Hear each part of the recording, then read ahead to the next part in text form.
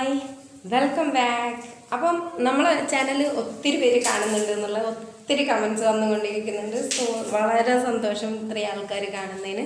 So അഡ്വക്കേറ്റ്സി സൈഡിൽ നിന്ന് പോലും ആൾക്കാർ നമ്മളുടെ ചാനൽ കാണുന്നുണ്ട്. സോ അത് തന്നെ വലിയൊരു ആശ്വാസം. സോ എൻ്റെ സുഹൃത്തും എന്താ പറയുക കൊളീഗും കൂടിയായിട്ടുള്ള സുഭാഷിൻ്റെ ക്വസ്റ്റ്യനിലാണ് ഞാനിപ്പോൾ ആൻസർ ചെയ്തുകൊണ്ടിരിക്കുന്നത്. സുഭാഷ് ഒരു സംശയം ചോദിച്ചതല്ല, സുഭാഷ് ആ ഒരു ടോപ്പിക്ക് ചെയ്തുകൂടെ എന്ന് ചോദിച്ചതാണ്. സോ ആ ടോപ്പിക്ക് തന്നെ ഞാൻ ചെയ്യുന്നു. സുഭാഷേ, താങ്ക് യു ഫോർ ക്വസ്റ്റ്യൻ. അതേപോലെ നമ്മളിന്ന് എടുക്കുന്ന ടോപ്പിക് എന്താണെന്ന് വെച്ചിട്ടുണ്ടെങ്കിൽ TP, ട്രാൻസ്ഫർ ഓഫ് പ്രോപ്പർട്ടി. നിങ്ങൾക്ക് ട്രാൻസ്ഫർ ചെയ്യാൻ പ്രോപ്പർട്ടി ഉണ്ടാവില്ലേ? സോ അതെങ്ങനെ ട്രാൻസ്ഫർ ചെയ്യാൻ പറ്റും അതിനെ കുറിച്ചിട്ടാണ്. അത് ട്രാൻസ്ഫർ എങ്ങനെ ചെയ്യരുത് എന്നുള്ളതും ഞാൻ പറയുന്നുണ്ട്. സോ അത് കോൺട്രാക്റ്റ് എങ്ങനെയായിരിക്കും? ഈ ട്രാൻസ്ഫർ ഓഫ് പ്രോപ്പർട്ടി എന്ന് പറയുമ്പോൾ അതൊരു കോൺട്രാക്റ്റിലൂടെയാണ്. സോ അതിൻ്റെ കോൺട്രാക്റ്റിനെ കുറിച്ചിട്ട് ഞാൻ ഈ വീഡിയോ പറയുന്നുണ്ട്. അപ്പോൾ ട്രാൻസ്ഫർ ചെയ്യാൻ പറ്റുന്നതും ട്രാൻസ്ഫർ ചെയ്യാതിരിക്കാൻ പറ്റുന്നതും ആയിട്ടുള്ള കണ്ടീഷൻസിനെ കുറിച്ചിട്ടുള്ളൊരു നല്ല വീഡിയോ ആയിരിക്കണം ചെയ്യുന്നത് എന്നാണ് വിചാരിക്കുന്നത്. അപ്പം ഈ പറയുന്ന TP section 6 TP section 16 of CPCയുടെ ഈക്വലാണ്. ഓക്കെ, സെക്ഷൻ 16 ഓഫ് CPC പറയുന്ന സെർട്ടൈൻ എക്സെപ്ഷൻസ് ഉണ്ട്.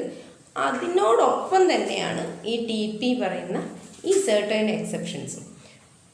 ഈ എക്സെപ്ഷൻസ് കൂടാതെയുള്ള കാര്യങ്ങൾ നിങ്ങൾക്ക് ട്രാൻസ്ഫർ ചെയ്യാം. സോ നമ്മൾ എക്സെപ്ഷൻസ് നോക്കിയാൽ മതി അല്ലേ? സോ നമുക്ക് തുടങ്ങാം. ഫസ്റ്റ് നമ്മൾ അക്സെപ്റ്റ് ചെയ്യേണ്ടത് എന്തായിരിക്കും? എക്സെപ്ഷൻ എന്തായിരിക്കും? നമുക്ക് തോന്നും ചില റിലേഷൻസ് കാണുമ്പോൾ ഓക്കെ ഇയാളായിരിക്കും നമ്മളെ ഈ ഒരു പ്രോപ്പർട്ടിയുടെ സക്സഷൻ അയാൾക്കായിരിക്കും പോവുക എന്ന് നമ്മൾക്ക് ചില ബന്ധങ്ങൾ കാണുമ്പോൾ തോന്നും. ഒരു വീട്ടിൽ ഇപ്പം ഉദാഹരണം എടുക്കുകയാണെങ്കിൽ ഒരു വീട്ടിൽ ഒരച്ഛൻ, ഒരമ്മ, അനിയൻ, ഏട്ടൻ. അപ്പം ഈ ഏട്ടൻ കല്യാണം കഴിച്ചിട്ടില്ല, അനിയൻ കല്യാണം കഴിച്ചു. അപ്പം അച്ഛനും അമ്മയും കഴിഞ്ഞിട്ട് സക്സഷൻ വരുന്നത് ചേട്ടന്, ചേട്ടൻ കഴിഞ്ഞിട്ടുണ്ടെങ്കിൽ അനിയന് എന്നുള്ള രീതിയിലാണ് വരുന്നത്. ഓക്കെ, അങ്ങനെ പോകുന്ന സമയത്ത് ഈ ചേട്ടൻ കല്യാണം കഴിക്കുന്ന ഒരവസരം വരുവാണെങ്കിൽ ആ ട്രാൻസ്ഫർ ഓഫ് പ്രോപ്പർട്ടീൻ്റെ റൈറ്റ്, ഒരു ലീഗൽ ഹെയറിൻ്റെ സക്സഷൻ റൈറ്റ് നമ്മളുടെ ഇത് ട്രാൻസ്ഫർ ആയിട്ട്, അതായത് തെന്നി മാറിയിട്ട് ആ ഭാര്യയ്ക്കും മക്കൾക്ക്, ആ ഒരു ബന്ധത്തിലെ മക്കൾക്കും. സോ നമ്മൾക്ക് തോന്നും ഈ അനിയനാണല്ലോ സക്സഷൻ റൈറ്റ് ഉള്ളത്, പിന്നെ എങ്ങനെയാണ് ഈ കല്യാണം കഴിച്ചുകൊണ്ട് വരുന്ന ഭാര്യയ്ക്ക് സക്സഷൻ പോകുന്നത്? സോ നമുക്ക് പറയാനുള്ളത് അതിനെയാണ് നമ്മൾ ഈ പറയുന്ന സ്പെസ് സക്സഷൻ എന്ന് പറയുന്നത്. ഈ സാധനം, ഈ ഒരു സ്പെസ് സക്സഷൻ വന്നിട്ടുണ്ടെങ്കിൽ നമുക്ക് ട്രാൻസ്ഫർ ഓഫ് പ്രോപ്പർട്ടി പാടില്ല. ഓക്കെ, പിന്നെ എനിക്ക് ഇത്രയും മലയാളമേ അറിയുന്നുള്ളൂ പറഞ്ഞു തരാൻ. സോ നിങ്ങൾക്ക് മനസ്സിലായിട്ടുണ്ടാവും, മുകളിൽ എഴുതി കാണിക്കുന്നുണ്ട്, അത് വായിച്ചു നോക്കി നിങ്ങൾ മനസ്സിലാക്കുക എന്നുള്ളതാണ്. പിന്നെ നമുക്ക് ഉള്ളത് സെക്കൻഡ് തിങ് റീ എൻട്രിയാണ്. റൈറ്റ് ഓഫ് റീ എൻട്രി എന്താണെന്ന് വെച്ചിട്ടുണ്ടെങ്കിൽ നമ്മളൊരു വീട് ലീസിന് കൊടുത്തു കഴിഞ്ഞിട്ടുണ്ടെങ്കിൽ ലീസിന് നമ്മൾ ആ ഒരു കോൺട്രാക്റ്റിൽ നമ്മൾ പറയുന്നുണ്ടാവും, ആ ഒരു ഡീഡിൽ നമ്മൾ പറയുന്നുണ്ടാവും എന്തൊക്കെ കണ്ടീഷൻസാണ് റീ എൻട്രിക്ക് വേണ്ടതെന്ന്. ആ റീ എൻട്രിയുടെ കണ്ടീഷൻ വരുന്ന സമയത്ത് നമ്മൾ റീ എൻട്രി ആവും എന്നുള്ളത് നമ്മൾ അതിൽ ആ ഒരു ഡീഡിലോ കോൺട്രാക്റ്റിലോ നമ്മൾ പറയുന്നുണ്ട്. സോ ആ കോൺട്രാക്റ്റിലോ ഡീഡിലോ നമ്മൾ അത് പറയുമ്പോൾ നമ്മൾ റൈറ്റ് ഓഫ് റീ എൻട്രി ആണല്ലോ അവിടെ എടുക്കുന്നത്. ആ റൈറ്റ് ഓഫ് റീ എൻട്രി എടുക്കുന്ന സമയത്ത് നമ്മൾക്ക് അറിയേണ്ട ഒരേ ഒരു സാധനമേ ഉള്ളൂ, ഈ റൈറ്റ് ഓഫ് റീ എൻട്രി ലീസിനെടുത്ത ആൾക്ക് ഒരിക്കലും ട്രാൻസ്ഫർ ചെയ്യാൻ പറ്റില്ല. ഈ പ്രോപ്പർട്ടി ആരതാണോ ആ ആൾ ഈ പ്രോപ്പർട്ടി വിൽക്കുമ്പോൾ അയാൾക്ക് ഈ പറയുന്ന write of re entry transfer ചെയ്യും. ഓക്കെ, പിന്നെ ഉള്ളത് നമുക്ക് പറയാനുള്ളത് ഈസ്മെൻറ്റിനെ കുറിച്ചിട്ടാണ്. ഈസ്മെൻ്റ് എന്ന് പറഞ്ഞാൽ നിങ്ങൾക്കറിയാം, ഞാൻ കുറേ കേസസ് ഇങ്ങനെ കേട്ടിട്ടുണ്ട്. എങ്ങനെയെന്ന് വെച്ചിട്ടുണ്ടെങ്കിൽ ഒരു വഴി, അത് പൊതുവഴി എന്ന് പറയാവുന്ന തരത്തിൽ ഒരു 4-5 വീട്ടുകാർ ഉപയോഗിക്കുന്നു. ഓക്കെ, അത് കാലങ്ങളോളം ഉപയോഗിക്കുക, ഒരു 20 വർഷം 25 വർഷമൊക്കെ അവർ ആ വഴിയാണ് ഈ 4 വീട്ടുകാർ ഉപയോഗിക്കുന്നത്. ബട്ട് ഇത് വാങ്ങുന്ന സമയത്ത്, പ്രോപ്പർട്ടി വാങ്ങുന്ന സമയത്ത് അതൊരു പ്രോപ്പർട്ടിയുടെ അറ്റാച്ച്ഡ് ആയിട്ടുള്ള വഴിയായിരിക്കും. ആ പ്രോപ്പർട്ടിക്ക് അവർ നികുതി അടയ്ക്കുന്നുണ്ടാവും. ഓക്കെ, പക്ഷേ കാലങ്ങളോളം ഇത് ഉപയോഗിച്ച് കഴിയുമ്പോൾ അതിന് പൊതുവഴി എന്ന് പറയുന്ന ഒരു നിഗമനം വരും. സോ ആ പൊതുവഴി ആയി കഴിയുന്ന സമയത്ത് അതിനെ ഈസ്മെൻ്റാണ്, അതിനെ ട്രാൻസ്ഫർ ചെയ്യാൻ പറ്റില്ല. ഓക്കെ, ഈ ഒരു എക്സാമ്പിളാണ് എനിക്ക് പറയാൻ തോന്നിയത്. കുറേ കാര്യങ്ങളുണ്ട് ഈ ഈസ്മെൻറ്റിൽ വരുന്നത്. ലൈറ്റ്, വെള്ളത്തിൻ്റെ കണക്ഷൻ, അങ്ങനെയുള്ളതൊക്കെ ഈസ്മെൻ്റാണ്. സോ അപ്പം നിങ്ങൾ ഈ ഒരു വാക്കുകളൊക്കെ പറയുന്നത് ഇത് പോയിട്ട് നിങ്ങൾ അതിനെക്കുറിച്ച് ആ വാക്കുകളെക്കുറിച്ചിട്ട് ഒന്നും കൂടി ഒന്ന് ബെറ്റർ അവയർനെസ് മാത്രമേ എനിക്ക് തരാൻ പറ്റുള്ളൂ. കൂടുതലായിട്ട് നോളജ് തരാൻ പറ്റില്ല.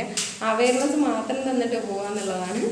അപ്പോൾ നിങ്ങൾ കൂടുതൽ ചോദ്യങ്ങൾ ചോദിച്ചാൽ ഓക്കെ, നിങ്ങൾക്കൊരു കേസ് വന്നു, നിങ്ങൾ ക്വസ്റ്റ്യനായിട്ട് അത് ചോദിക്കുകയാണ്, ഉറപ്പായിട്ടും നമ്മളത് പറയും. അപ്പോൾ അടുത്തത് പറയാനുള്ളത് റെസ്ട്രിക്റ്റഡ് ഇൻട്രസ്റ്റ്. റെസ്ട്രിക്റ്റ് ചെയ്തിട്ടുള്ള ഇൻട്രസ്റ്റ്, അങ്ങനെ ഇങ്ങനെ പറയുന്നത്.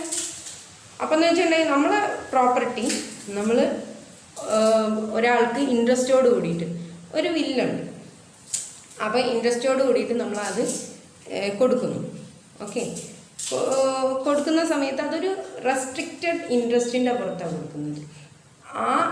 അതുകൂടാണ്ട് നിങ്ങൾക്കിപ്പം ഞാൻ പറഞ്ഞുതരാം, റിലീജിയസ് പ്രോപ്പർട്ടി ഒരു ഇപ്പം മുത്താവലി ഒക്കെ കൊടുക്കുന്നില്ല, അതൊക്കെ റെസ്ട്രിക്റ്റഡ് ഇൻട്രസ്റ്റിൻ്റെ പുറത്ത്. അതൊന്നും ട്രാൻസ്ഫർ ചെയ്യാൻ പറ്റില്ല. റിലീജിയസ് ആയിട്ടുള്ള പ്രോപ്പർട്ടീസൊന്നും ട്രാൻസ്ഫർ ചെയ്യാൻ പറ്റില്ല. സോ അതാണ് മൂന്നാമതായിട്ട് പറയുന്നത്. പിന്നെ നാലാമതായിട്ട് നമുക്ക് പറയാനുള്ളത് റൈറ്റ് ടു മെയിൻ്റനൻസാണ്. കോടതി പോയി, ഫാമിലി കോർട്ടിൽ നമ്മൾ പോയി റൈറ്റ് ടു മെയിൻ്റനൻസ് എടുക്കുന്നു. റൈറ്റ് ടു മെയിൻ്റനൻസ് ഒരു വൈഫിന് കിട്ടിക്കഴിഞ്ഞാൽ ആ വൈഫ് അത് വേറെ ഒരാൾക്ക് അത് ട്രാൻസ്ഫർ ചെയ്ത് പോകാൻ അത് പറ്റില്ല. ഓക്കെ, പക്ഷേ ഇത് ഡ്യൂ ആയിക്കഴിഞ്ഞാൽ അതിനുള്ള ചാൻസ് ഉണ്ട്. അതായത് വൺസ് ഈ ഒരു റൈറ്റ് ഓഫ് മെയിൻ്റനൻസ് ഡ്യൂ ആയിക്കഴിഞ്ഞു എന്ന് വിചാരിച്ചു, നിങ്ങളത് കൊടുത്തില്ല, മീൻസ് ഹസ്ബൻഡിൻ്റെ ഭാഗത്തുനിന്നോ അത് വൈഫിൻ്റെ ഭാഗത്തുനിന്നോ എവിടുന്നാണോ ഈ പറയുന്ന മെയിൻ്റനൻസ് നൽകപ്പെടേണ്ടത് അത് ഡ്യൂ ആയി കഴിഞ്ഞാൽ ഓക്കെ, അത് ഈ പറയുന്ന വൈഫോ ഹസ്ബൻഡോ ആരാണോ ഈ മെയിൻ്റനൻസ് റൈറ്റ് ടു മെയിൻ്റനൻസിന് ഉള്ളത്, അവർ കടം വാങ്ങിച്ചിട്ടാണ് ജീവിക്കുന്നതെന്ന് വിചാരിച്ചു. കടം വാങ്ങിച്ചിട്ടാണെങ്കിൽ ആ കടക്കാരൻ്റെ പേരിലേക്ക് ഇത് അയച്ചു കൊടുക്കണം എന്ന് പറഞ്ഞു കഴിഞ്ഞാൽ അവർക്ക് അത് ട്രാൻസ്ഫർ ചെയ്യാതെ പറ്റില്ല. ഓക്കെ, അല്ലെങ്കിൽ ഒരു ജപ്തി വന്നു, ആ ജപ്തിയുടെ ഇതിൽ കൊടുക്കാതിരിക്കാൻ പറ്റില്ല. സോ ഡ്യൂ ആയിക്കഴിഞ്ഞാൽ ഉറപ്പായിട്ട് അത് ട്രാൻസ്ഫർ ചെയ്യും. പിന്നെ അത് കഴിഞ്ഞ് കഴിഞ്ഞാൽ റൈറ്റ് ടു സ്യൂ. എനിക്കൊരു കേസ് കൊടുക്കണം എൻ്റെ പ്രോപ്പർട്ടിയുടെ പുറത്ത്. ആ റൈറ്റ് ഞാൻ വേറെ ഒരാൾക്ക്, എൻ്റെ അനിയനായാലും അച്ഛനായാലും അമ്മയായാലും വേറെ ഒരാൾക്കും റൈറ്റ് കൊടുക്കാൻ പറ്റില്ല എന്നില്ല. കാരണം അത് നമ്മുടെ കുടുംബത്തിൻ്റെ ഉള്ളിലുള്ളതാണ്. ഓക്കെ, ഹിന്ദു അൺഡിവൈഡഡ് ഫാമിലി എന്നൊക്കെ കേട്ടില്ലേ? സോ അത് കുടുംബത്തിൻ്റെ ഉള്ളിലുള്ളവർക്ക് റൈറ്റ് ടു സ്യൂ ഉണ്ട്, ഒരു പ്രോപ്പർട്ടി അവരുടെ ഒരുമിച്ചാവുമ്പോൾ. പക്ഷേ അതേ റൈറ്റ് ടു സ്യൂ പുറത്തുനിന്ന് വരുന്ന ഒരു സ്ട്രേഞ്ചറിന് ഈ ഒരു കുടുംബത്തിലില്ലല്ലോ. So right to sue transferable അല്ല, അത് സ്ട്രേഞ്ചറിന് ട്രാൻസ്ഫറബിൾ അല്ല. ഓക്കെ, ആക്ഷനബിൾ ക്ലെയിം ഒക്കെ വരുമ്പോൾ അതൊക്കെയാണ് എക്സാമ്പിൾ പറയാനുള്ളതൊന്നും. പിന്നെ ഉള്ളതെന്ന് വെച്ചിട്ടുണ്ടെങ്കിൽ പബ്ലിക് ഓഫീസാണ്. പബ്ലിക് ഓഫീസ്, ഗവൺമെൻറ് ഓഫീസൊക്കെ നമ്മൾക്ക് ഒരു ലീസിന് കിട്ടുവാണ് എന്ന് വെച്ചിട്ടുണ്ടെങ്കിൽ ലീസിന് കിട്ടുന്ന ഒന്നും നമുക്ക് ട്രാൻസ്ഫർ ചെയ്യാൻ പറ്റില്ല കേട്ടോ. ട്രാൻസ്ഫർ ചെയ്യുമ്പോൾ നമ്മൾ സബ് ലീസിനൊക്കെ കൊടുക്കുമ്പം അവർക്ക് യാതൊരു തരത്തിലുള്ള നിയമ ആനുകൂല്യങ്ങളും കിട്ടില്ല. ഈ പബ്ലിക് ഓഫീസേഴ്സ് നമ്മൾക്ക് ഒരിക്കലും ട്രാൻസ്ഫർ, അതായത് എൻ്റെ അച്ഛൻ്റെ വകയായിട്ട് അമ്മയുടെ വകയായിട്ടെന്നൊന്നും പറഞ്ഞിട്ട് കൊടുക്കാൻ പറ്റുന്ന അല്ലല്ലോ. സോ അതൊരിക്കലും ട്രാൻസ്ഫർ ചെയ്ത് കൊടുക്കാൻ പറ്റില്ല. ഇപ്പം നമ്മളുടെ ഒരു സ്ഥലം റോഡിനെടുത്തു എന്ന് വിചാരിച്ചു, അതിന് ഗവൺമെൻറ് നമുക്ക് ഒരു പൈസ തന്നു, എന്നിട്ട് ആ ഒരു ഇത് എഴുതി വാങ്ങിക്കാനുള്ള കാലാവധീൻ്റെ അടുത്ത്, ആ കാലാവധീൻ്റെ ഉള്ളിൽ എഴുതി വാങ്ങിച്ചുകൊണ്ടിരിക്കുക, പ്രൊസീഡിങ്സിലാണ്. പക്ഷെ നമ്മൾ ആ സ്ഥലം വേറെ ഒരാൾക്ക് വിറ്റു എന്ന് വിചാരിച്ചു, അങ്ങനെ വിൽക്കാൻ പറ്റില്ല. സോ അത് പബ്ലിക് പ്രോപ്പർട്ടിയായി മാറിക്കഴിഞ്ഞു. അതുപോലെ സ്റ്റൈഫൻഡ്, മിലിറ്ററി നാവൽ എയർമാനിന് കിട്ടുന്ന സ്റ്റൈഫൻഡ്, അത് ഈ പറയുന്ന പോലെ നിങ്ങൾക്ക് ട്രാൻസ്ഫർ ചെയ്യാൻ പറ്റില്ല. അതുപോലെ കുറച്ചും കൂടി ഇതിൽ പറയുകയാണെങ്കിൽ പോകുന്നത് ഏറ്റവും ഇമ്പോർട്ടൻ്റ് ആയിട്ടുള്ള കാര്യമാണ്. അതായത് ഈ പറയുന്ന അതായത് ABCD എഴുതി തുടങ്ങിയിട്ടുണ്ടെങ്കിൽ H എന്ന് പറയുന്നതാണ്. അത് 3 കാര്യങ്ങൾ നമുക്ക് ട്രാൻസ്ഫർ ചെയ്യാൻ പാടില്ല എന്ന് തന്നെ പറഞ്ഞിട്ട് നമുക്ക് 3 സ്പെഷ്യൽ എടുത്ത് പറയേണ്ട 3 അത് ഒന്നാമത്തത് എന്ന് വെച്ചിട്ടുണ്ടെങ്കിൽ നേച്ചർ ഓഫ് ഇൻട്രസ്റ്റ് ഓപ്പോസ് ആയിട്ടുള്ള കാര്യങ്ങൾ, അതായത് വാട്ടർ കണക്ഷൻ, ലൈറ്റ് കണക്ഷൻ അങ്ങനെ പറഞ്ഞിട്ട്. രണ്ടാമത്തത് എന്ന് വെച്ചിട്ടുണ്ടെങ്കിൽ അൺലോഫുൾ ഒബ്ജക്റ്റ് ആൻഡ് കൺസിഡറേഷൻ ഉള്ള കാര്യങ്ങൾ, ഈ അബ്കാരി ലൈസൻസ്, അതേപോലെ തോക്കിൻ്റെ ലൈസൻസ് അങ്ങനെ പറഞ്ഞിട്ട്. മൂന്നാമതായിട്ടുള്ള കാര്യം എന്ന് വെച്ചിട്ടുണ്ടെങ്കിൽ ട്രാൻസ്ഫർ ചെയ്യാൻ പാടില്ല എന്ന് പറഞ്ഞിട്ടുള്ള കാര്യങ്ങൾ, അതായത് actionable claim of A judge എന്നൊക്കെ പറയുന്ന ജഡ്ജിമാരുടെ ആക്ഷണബിൾ ക്ലെയിം ഒക്കെ ട്രാൻസ്ഫർ ചെയ്യാൻ പാടില്ല എന്ന് പറഞ്ഞതാണ്. ഇനി I എന്ന് പറയുന്ന ലാസ്റ്റത്തതെന്ന് വെച്ചാൽ ഏറ്റവും ലീസാണ് എന്നാണല്ലോ പറയുക.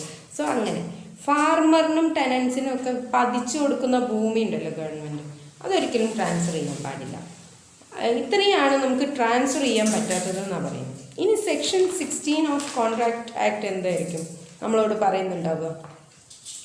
ആ കോൺട്രാക്ട് ആക്ടിൻ്റെ സെക്ഷൻ 16 നമ്മളോട് എടുത്തു പറയുന്ന ഏറ്റവും ഇമ്പോർട്ടൻ്റ് ആയിട്ടുള്ള കുറച്ച് കാര്യങ്ങളാണ് എനിക്ക് പറയാനുള്ളത്.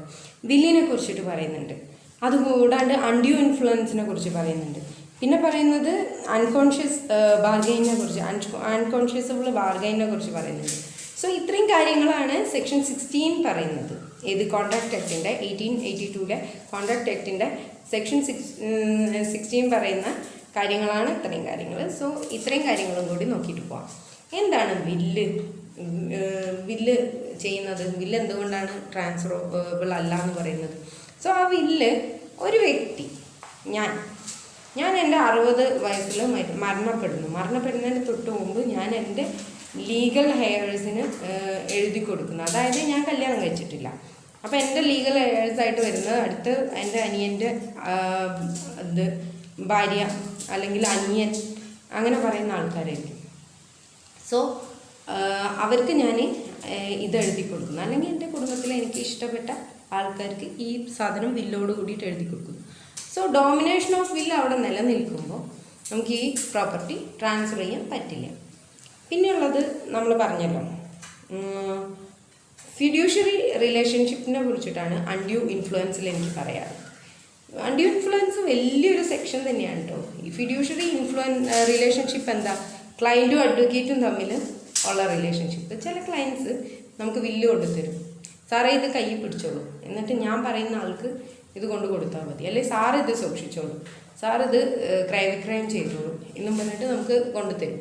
അപ്പം നമുക്കത് ക്രയവിക്രയം ചെയ്യാമെന്നുള്ളതിൻ്റെ അർത്ഥം അത് ട്രാൻസ്ഫർ ചെയ്ത് അല്ലെങ്കിൽ വിറ്റ് കൊടുക്കാം എന്നുള്ളതല്ല. സോ അങ്ങനെ കുറച്ച് റിലേഷൻഷിപ്സ് ഉണ്ട്. അത് കഴിഞ്ഞിട്ട് പിന്നെ presumption of undue influence, unconscionable bargain. അപ്പം അതെങ്ങനെയാണ്? പ്രിസംഷൻ പ്രൂവ്ഡ് ആവണം, അല്ലെങ്കിൽ ട്രാൻസ്ഫർ ആവില്ല. പ്രിസംഷൻ എങ്ങനെ പ്രൂവ്ഡ് ആവുന്നുള്ളത് അത് വേറൊരു ഇതിൽ തന്നെ വലിയൊരു സബ്ജക്റ്റാണ്. പ്രിസംഷൻ എങ്ങനെ പ്രൂവ്ഡ് ആവും അത് വേറൊരു ഇതായിട്ട് തന്നെ പറയേണ്ടി വരും. ഓക്കെ, മുഴുവൻ പ്രോപ്പർട്ടി കുറച്ച് ഒരു ക്ലൂ ഞാൻ തരാം. ഓക്കെ, കുറേ കണ്ടീഷൻസ് ഉണ്ട് ഈ പ്രിസംഷൻ പ്രൂവ്ഡ് ആവുന്നത് എങ്ങനെയാണെന്നുള്ളത്. അതിൽ ഒരു കാര്യം എന്ന് വെച്ചാൽ നമുക്കൊരു സംശയം തോന്നുകയാണ്, മുഴുവൻ പ്രോപ്പർട്ടി ഒരാളെ വില്ലിൽ വേറൊരാൾക്ക് എഴുതി കൊടുക്കും. അങ്ങനെ ജീവിച്ചിരിക്കുമ്പോൾ ഒരാൾ മുഴുവൻ പ്രോപ്പർട്ടി എടുത്തിട്ട് വേറൊരാൾക്ക് എഴുതി കൊടുക്കുമോ? അങ്ങനെ ഒരു സംശയം തോന്നിക്കഴിഞ്ഞാൽ അവിടെ പ്രിസംഷൻ പ്രൂവ് ചെയ്യണം. ആ പ്രോപ്പർട്ടി ഇന്ന ആളുടെ വിൽ പ്രകാരം, വിൽ ഓഫ് ഇൻട്രസ്റ്റ് അവിടെ ഡോമിനേറ്റഡ് ആണ് എന്നുള്ളത് പ്രൂവ് ചെയ്ത് കഴിഞ്ഞാൽ മാത്രമേ അത് ട്രാൻസ്ഫറബിൾ ആകൂ. ഇങ്ങനെ കുറേ ക്ലോസുകളാണ് സെക്ഷൻ 16 ഓഫ് കോൺട്രാക്ട് ആക്ട് പറയുന്നത്. ഈ സെക്ഷൻ 6 ഓഫ് കോൺട്രാക്ട് ആക്റ്റും സെക്ഷൻ 16 ഓഫ് കോൺട്രാക്ട് ആക്റ്റിലും പറയുന്ന കാര്യങ്ങൾ, ട്രാൻസ്ഫർ ചെയ്യാൻ പാടില്ല എന്ന് പറയുന്ന കാര്യങ്ങൾ നോക്കിയിട്ടാണ് നമ്മൾ എക്സെപ്ഷൻസ് തീരുമാനിക്കേണ്ടത്. സോ എക്സെപ്ഷൻസ് നിങ്ങൾക്ക് മനസ്സിലായി. അപ്പം നിങ്ങൾക്ക് ട്രാൻസ്ഫർ ചെയ്യേണ്ട പ്രോപ്പർട്ടീസ് ഏതാണ്, മൂവബിൾ ഇമ്മൂവബിൾ പ്രോപ്പർട്ടീസ് ഏതൊക്കെയാണെന്നുള്ളത് നിങ്ങൾക്ക് മനസ്സിലായി എന്ന് ഞാൻ വിചാരിക്കുന്നു. ഓക്കെ, നിങ്ങൾക്ക് എന്തെങ്കിലും സംശയം ഉണ്ടെങ്കിൽ വീണ്ടും ചോദിക്കുക, വീണ്ടും ഞാൻ ഇവിടെ തന്നെ ഉണ്ടാവും. സോ ഇപ്പം നമുക്ക് പിരിയാം.